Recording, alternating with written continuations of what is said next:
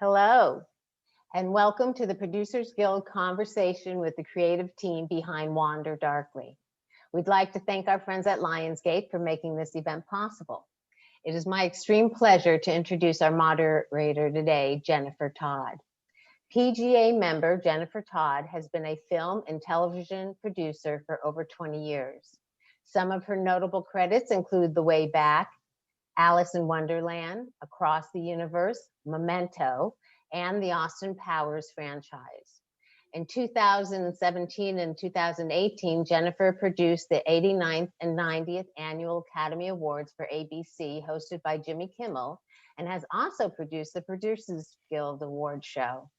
She currently serves as an Academy Governor representing the producers branch, and among her many nominations and wins over the years, Jennifer is currently producing films under her banner, Jennifer Todd Pictures, with the first look feature deal at MGM. Welcome, Jennifer. Welcome, panelists. Thank you all for being here. And please, Jen, take it away. Thank you so much. And thank you. I'm so excited to be here to talk about your beautiful movie. And I love talking to producers because, you know, what we do is so unique and so tough. And sometimes I wonder, so crazy, like why we all do this. And when you get a chance to make such a beautiful film as the four of you did, it's really, you should really be commended and celebrate the experience. But I want to talk about the experience, first of all. So let's go to the very beginning. You also made an incredible movie that I love too, called Captain Fantastic. So I imagine, is that the first film that you met on, or did you already have a relationship before that? This movie right here? Yeah.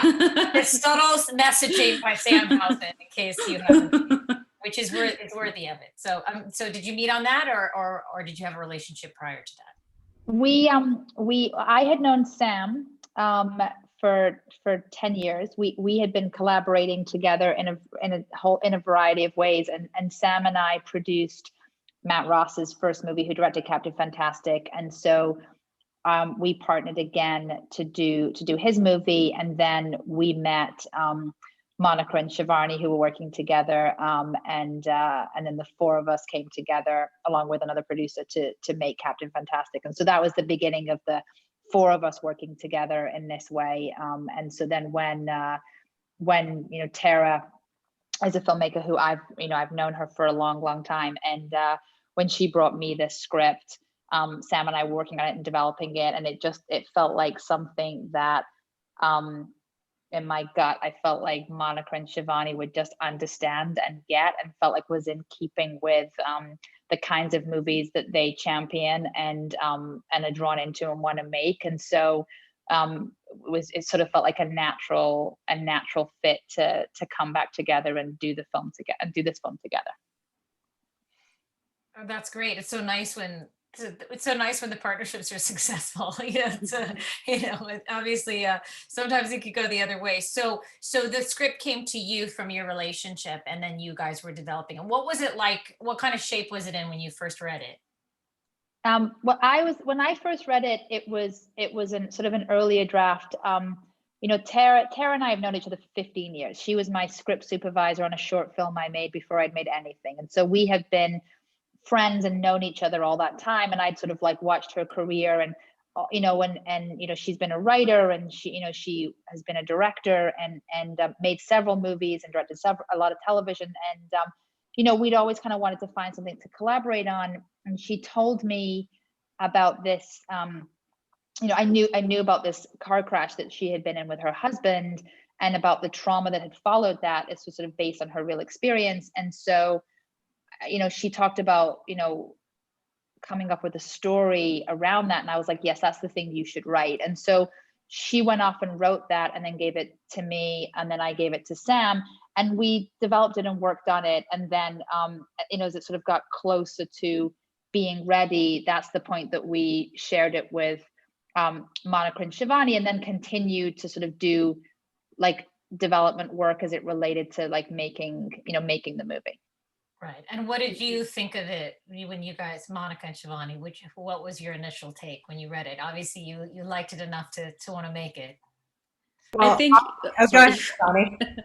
No, I just feel, when you read a script that is, you read, I mean, we all read so many scripts, but Wander Darkly was one of those that every time, I was reading it, I felt that there was some reality to it, and that the reality was hitting me hard, and I remember speaking to Lynette, and when Lynette explained it to me, it was based on Tara's, true story, it hit me. And I was like, you know what, we have to make this project, because I feel what she went through, and the way she had, sort of written it, and the way the script was presented, it was just amazing. And we just felt like we were, all together. And because I'd worked with them before, there was that comfort level. So I was like, this is it. This is another fabulous project for all four of us to collaborate on. So, that was a immediate yes from our side. Yeah. Oh, that's great. That's great. And then how soon after that did you end up making the movie? It was I think we went into production probably a few months later, and I always felt like, even though I read the script, I think, Lynette, and Sam, you guys sent it to us a couple times. Yeah. And we had, I think the timing was off and whatever it was. And so when we finally were like, let's go, we had a very short window with talent. So we had to go quickly. And I always felt like I was, it's a complicated script, it's very complicated, and it explores grief in such a beautiful way, and with from a female perspective, and really exploring grief through memories is something that, it's like all we have, to use is our memory. So it really hit me hard, but the complication of, the complicated nature of the script really made, I think Shivani and I felt like we were always catching up, because we got involved when we finally said yes. It was a little later in the process, and we hadn't read it as many times as Lynette and Sam, and as we were working through pre-production and working through the script and doing some changes, it was like always like, wait, where are we in this place, and what are we doing? And so that certainly felt, like by post, I was like, I think I'm here. I think I caught up, but it took a minute. I'm sure. How many times do you think that you've read it, Sam, Lynette? Like, was it? My God. Yeah. Well, especially something complicated like this. It's funny, really quickly, I remember when I was sent the script for Memento, which plays with time, not nearly as like a, relationship or emotional movie, but I remember I was laying in bed reading it, and I kept stopping, and I was like, this is like stereo instructions. Like, I gotta wake up and read this fresh. Like, I am lost, And I thought about that.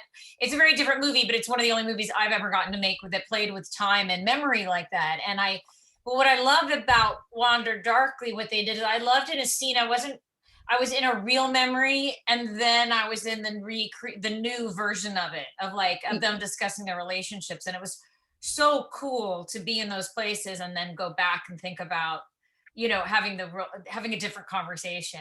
And I thought it was really so emotionally resonant in that, because we're all looking at our lot. It's all about in the way we look at it. It all happened, and we can choose how we let it present itself to ourselves, And I just thought that for me is what the movie really spoke to me about. And I thought, and in the end, I thought it was optimistic about, you had kind of changed her perspective, and how it was the same relationship, but it's how she was looking at it, So, yeah, exactly. yes. Like she totally, like, that was my experience when I first read the script. Well, first of all, when I first read the script, like, I had just started working with Lynette, and she was like, here's 15 scripts. Like, this is what I'm working on, like, read them all. And I read Wander Darkly, and I felt like it's very rare when you read a script and you have not yet met the writer, and you feel like the writer, like, understands your soul, right? Like, they understand you in a profound way, and you in turn understand them in a profound way. And I had this release, this emotional catharsis, because for me, time doesn't really work in this linear way. And I'm always replaying these conversations that I had.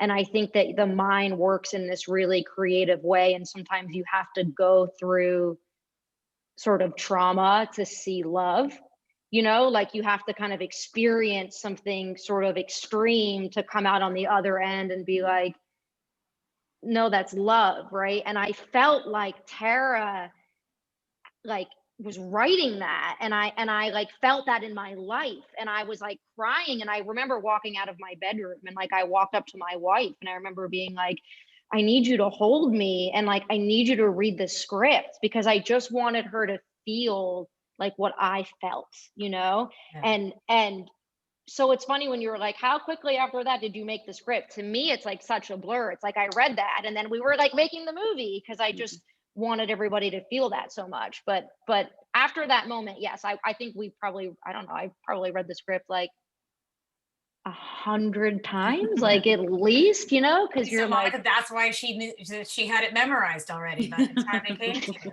And then, so obviously, tell me about casting Sienna and Diego. And obviously, you said, I think you mentioned their schedules were a bit tight or something, so you had a limited window, right? Yeah, I mean, we developed the script with a different actress for a while. Or not developed it, but we had a different actress attached for a while. And so then we were sort of looking, which is again often the case with some of these independent films. And you know, we then brought Diego on, and we were going to go make that version of the movie. And then timing wise, it didn't work out with that other actress, but Diego stayed on the film, and so then we were casting the role opposite him. And Sienna her agent had sent her the script, and she loved it. Like she couldn't put it down. She read it halfway through, and you know, she was just like, I want to do this. This is a role I want to do. Like I can't stop thinking about this. And I think for Tara, you know, she loves Sienna as an actress, but you know, the role is kind of based a little bit on her. I mean, it's very much like that role of Adrian is so much her and her experience in her life. And you know, luckily the end of the movie is not the same as the end of her actual story. But so much else in the movie is, you know, I mean, there's so much of her and her relationship with her husband and who she is as a person. And so for her, casting Sienna Miller to play her just felt like, wait, this is like the most beautiful woman in the world. And then when she got to talk to Sienna, and obviously, you know, knew that there's so much depth to her as a person and as an actress, and you know, was completely blown away by the way that she wanted to approach the movie, and her enthusiasm and love for the script and her understanding of the material. That then we brought Sienna on board, and again, then we sort of had this window to go make the movie with both of their schedules, and then the timing, you know, just kind of worked out. That's great. It wasn't surprising to read about that. It was about her car crash. I mean, being an inspiration, because obviously the movie feels so personal in that way. You know, I thought that was really compelling. So obviously you shot it in LA. When was filming? August. Yeah, 2017. 2017. Yeah. Wow. Yeah. See, people don't understand. Is it 2017? It was Yes. No, it was 2018. It was 2018 because I was pregnant. It was 2018. 2018. Yes, you were pregnant. Yeah, Yep, it was 2018. Yeah, Okay, 2018. thank God Summer we of know. 2018. Thank God we know when your babies were born. So Honestly, we marked thing back yes. when Lynette was pregnant, when she was breastfeeding, like everything. Something in the edit. Right. In the edit. Yeah. she's got a lot of kids, so you know, Yeah. you gotta figure out the date. Fantastic. Yeah, we Yep. So Yeah. 2018, the fall, and then how was your budget process? Like, do you felt like you had enough money? You know, obviously, I'm sure it wasn't an expensive movie because it was LA. Yeah, I mean, because you know, it was. I know it was obviously made it independently, but. Well, let me ask you a question. I mean, having produced Alice in Wonderland, do you ever feel like you have enough money? Like, does anyone ever feel like On there's that enough movie, I money? think I did feel like I had enough money because I also knew that Tim Burton could get whatever he wanted. So those movies feel really different than when then you're making the one where you're shooting in your own office and you're bringing, clothes. The one where like clothes on for Tara's the movie, we shot like in her house a couple times. So like, all right. So next Right. time you cast on something like Alice in Wonderland, just give me a call. Okay. I don't get to make very many of those, sadly. So, but obviously it was a challenge. Yeah. The budget was a challenge. I mean, you know, because there's a ceiling for what these movies responsibly need to be made for in the marketplace, you know, and and what the value of these movies are. And it was one of those films where on the page, it's incredibly ambitious. And so, it's like, what a movie is valued at, you sort of know where the ceiling of that needs to be. And there's a big element of risk there.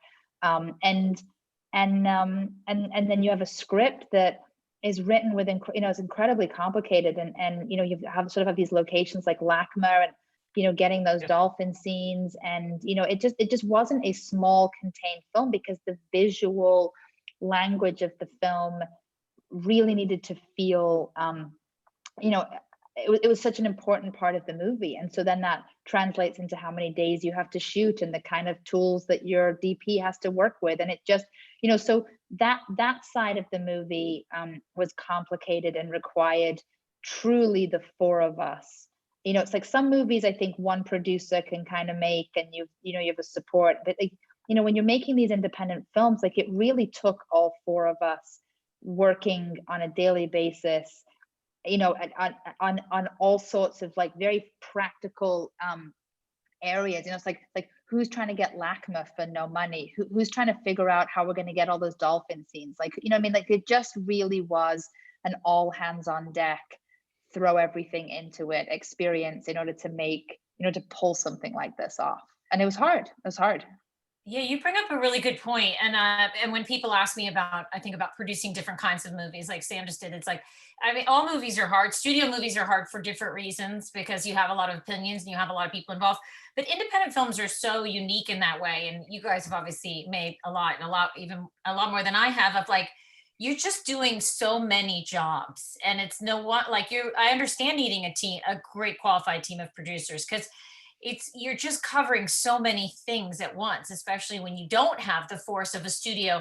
You don't have a post department and executive and people who come in and help you. You're doing it all yourself, every deal and every location, everything like that. It's so much more. In some ways, in my own experience, I find them really satisfying, because you are so you're so in it, but it is beyond a full-time job. And I can understand, the four of you getting to, pulling off making this movie was an incredible accomplishment. So we also, the good thing about the four of us, which is one of the reasons why I think this collaboration worked, and even better, it worked even better the second time round than the first time round, because the first time round on Captain Fantastic, we were getting to know each other, and Sam and I had like a long prior relationship with Matt, and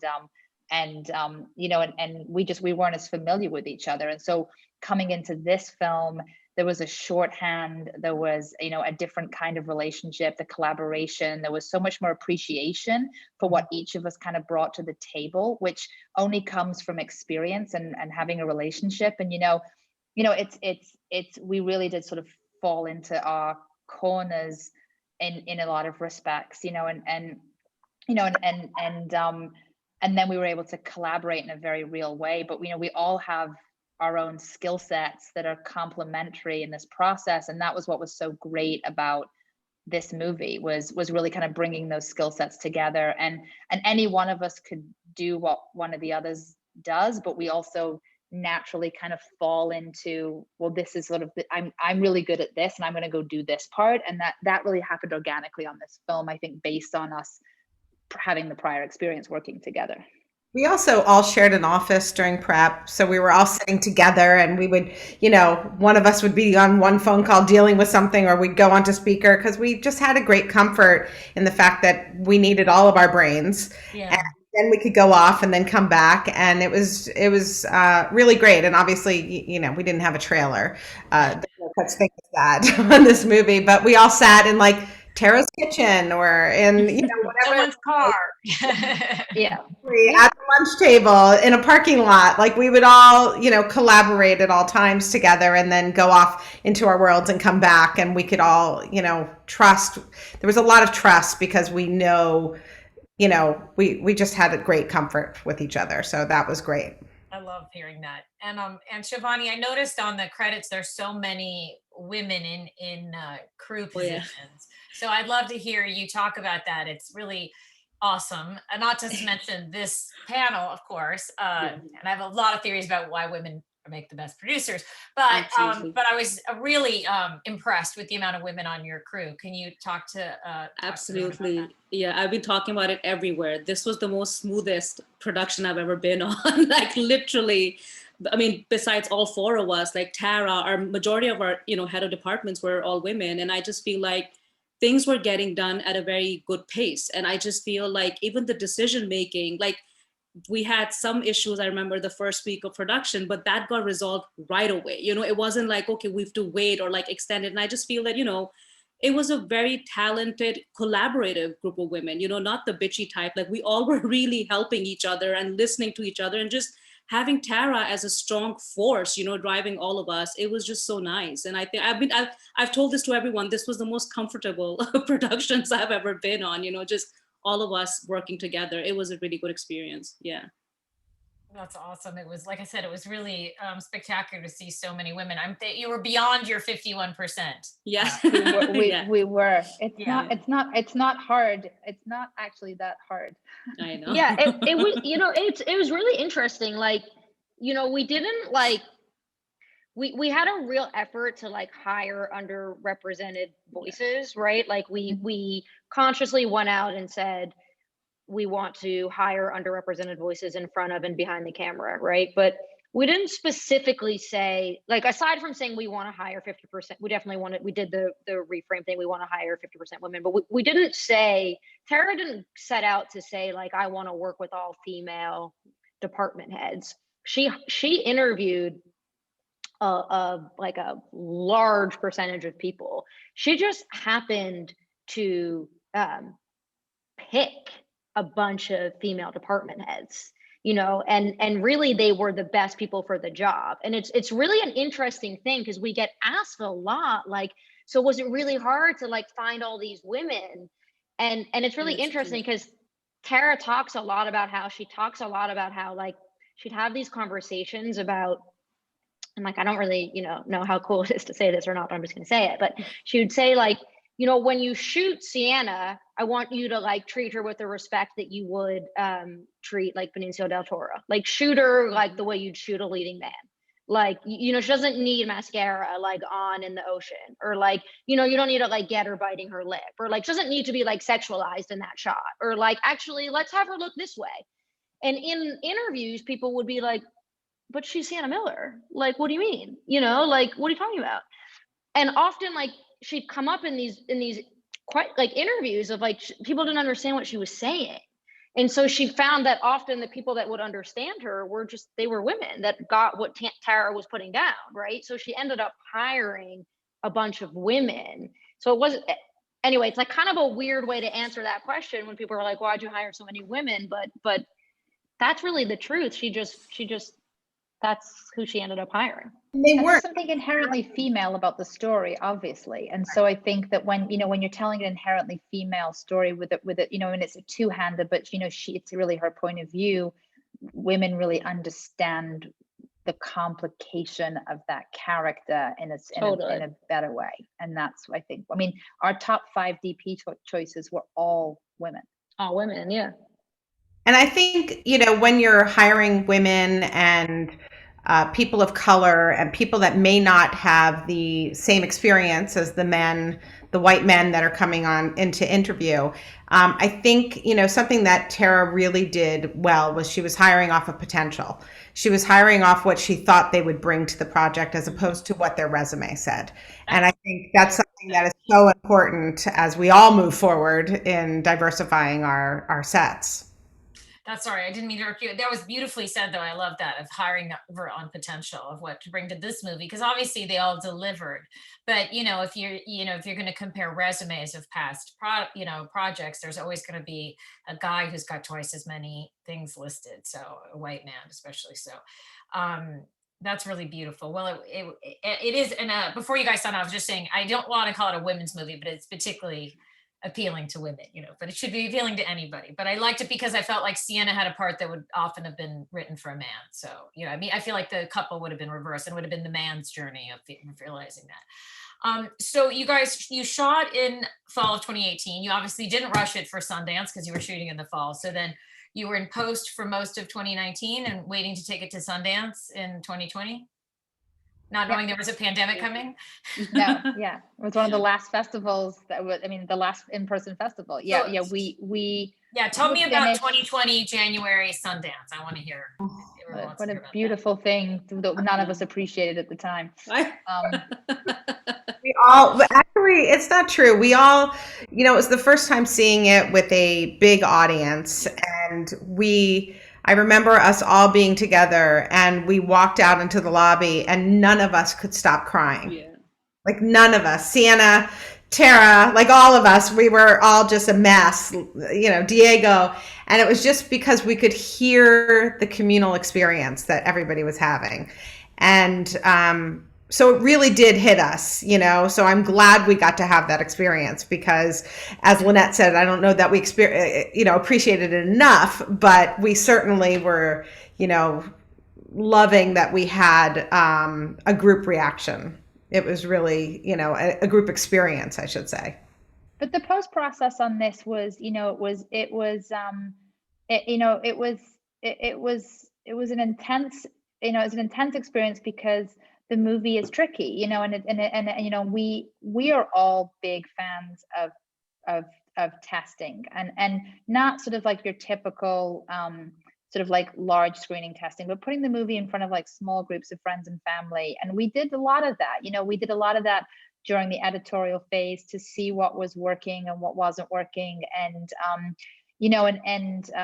really getting the music right was a big part of the, the post process and really landing that. 'Cause it's so crucial in movies like this to sort of nail the tone through music. And tone was a big element in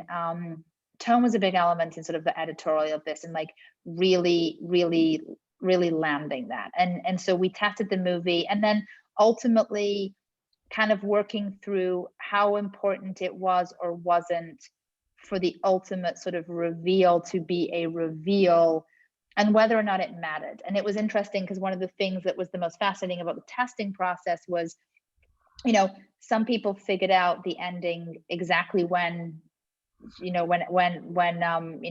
tells her, and then other people had sort of worked it out much earlier. And what was really interesting to us was even the people that worked it out earlier they still had a really fulfilling experience with the movie. So then we realized that actually it wasn't all about, we just have to make sure no one knows. Like, and that was kind of that was something we learned through putting the movie in front of people.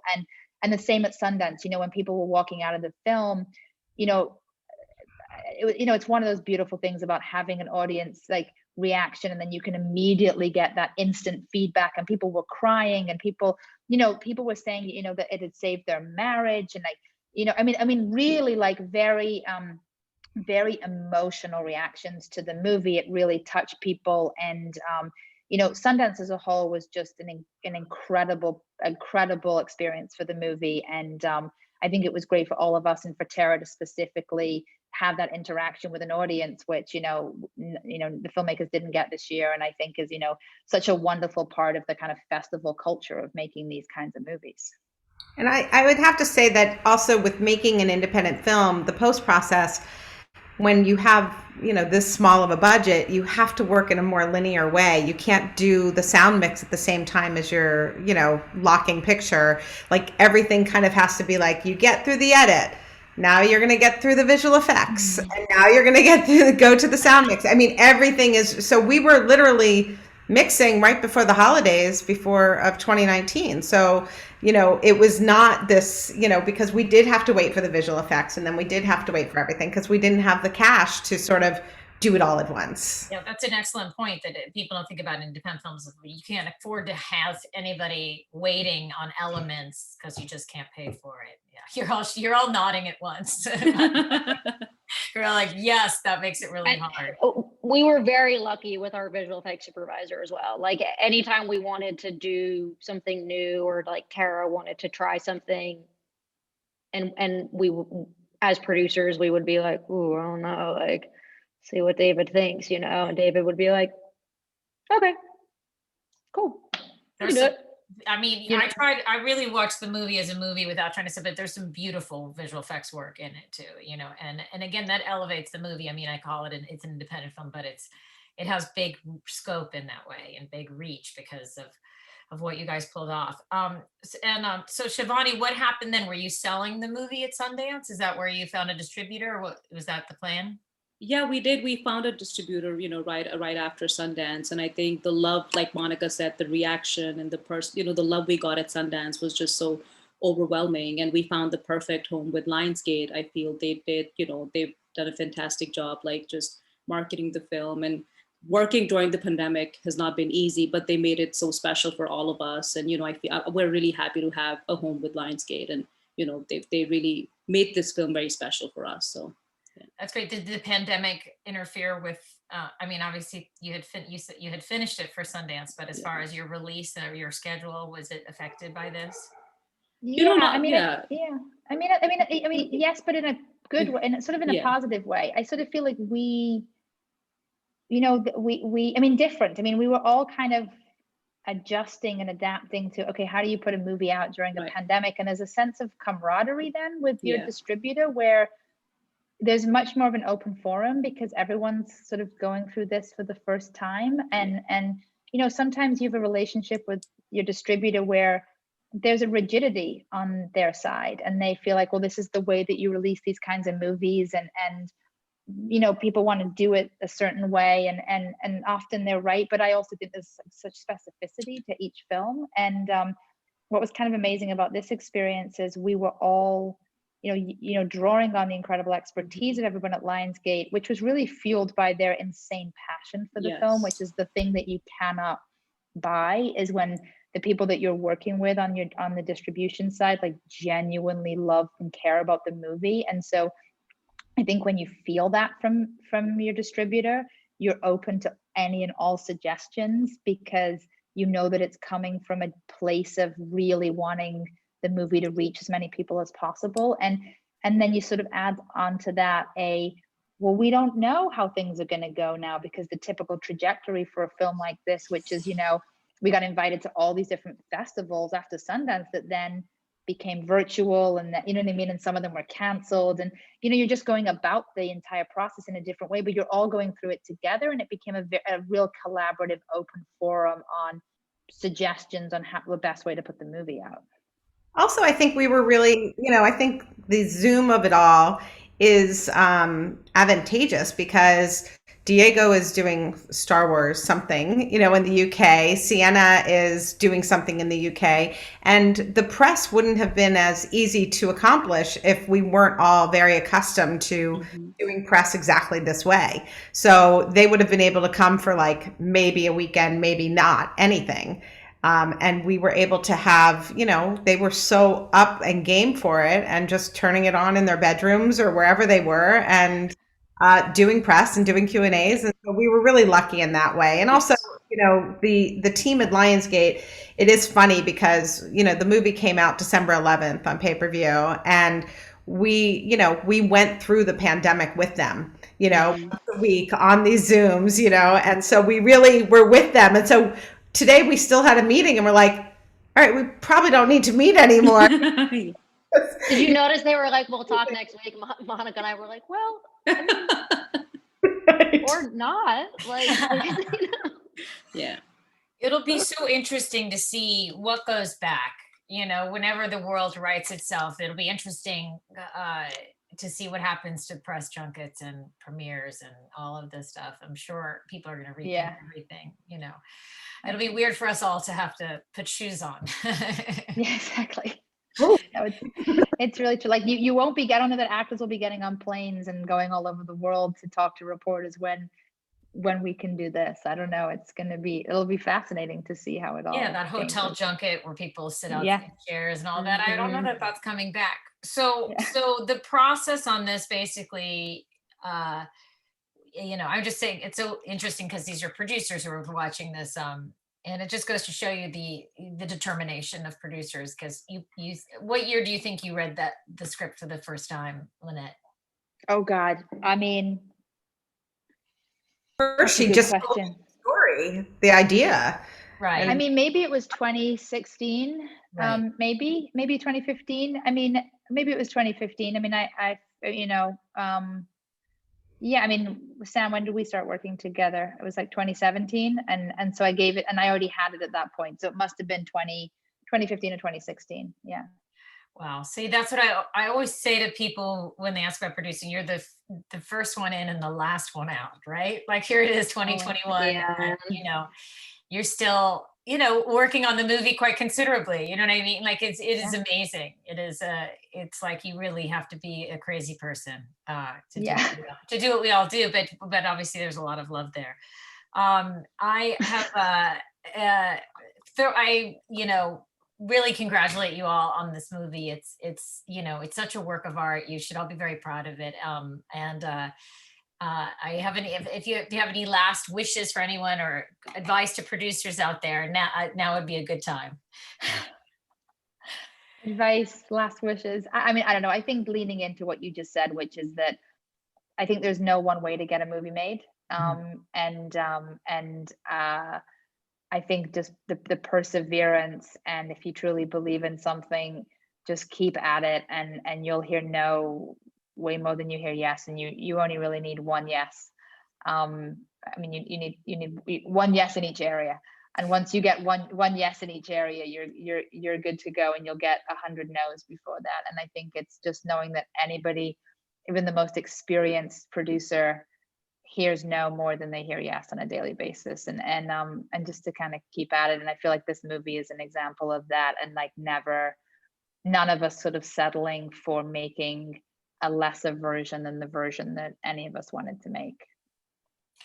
That's beautiful. I love that. Thank you, Lynette. That's a great thing for people to take away from it. And obviously we hope that everyone watching has already watched the movie, but if they haven't, please watch it now. I'm sure you'll enjoy it. Thank you all for tonight and for coming. Thank you so much. Thank you so much. Thank you, Jen. Bye. Thanks, Jen.